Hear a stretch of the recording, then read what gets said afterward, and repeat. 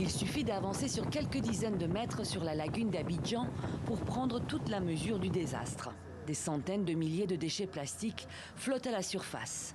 Une pollution tentaculaire que certains habitants tentent de juguler à main nue depuis les berges. Comme Charles Gorebi qui a lancé cette initiative il y a 2 ans. L'idée de nettoyer le bord est venue par rapport à l'assainissement de l'environnement dans lequel moi je vis. Je suis là constamment et les ordures viennent aussi constamment. Donc j'ai décidé de nettoyer dans un premier temps là où je me trouve.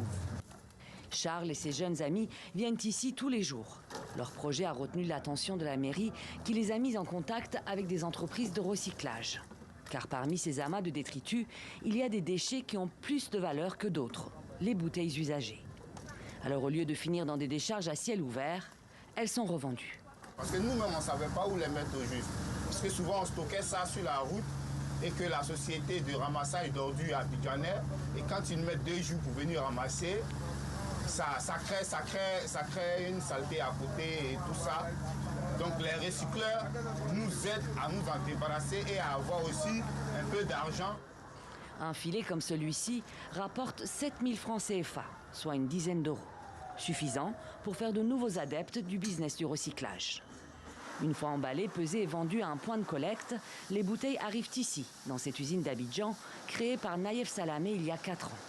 Sa société Recyplast achète les bouteilles et en récupère aussi via 50 bornes de collecte installées à travers la ville.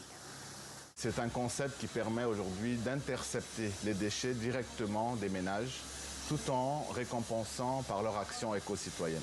C'est-à-dire les déchets qu'ils arrivent à présélectionner en interne, à faire le tri sélectif en interne. Lorsqu'ils viennent dans nos points de collecte, nous les rachetons, ces déchets plastiques.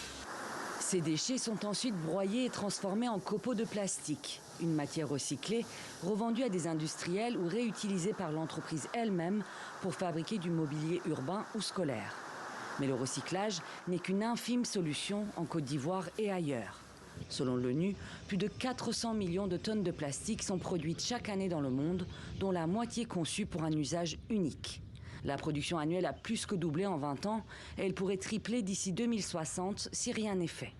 Moins de 10% est recyclé.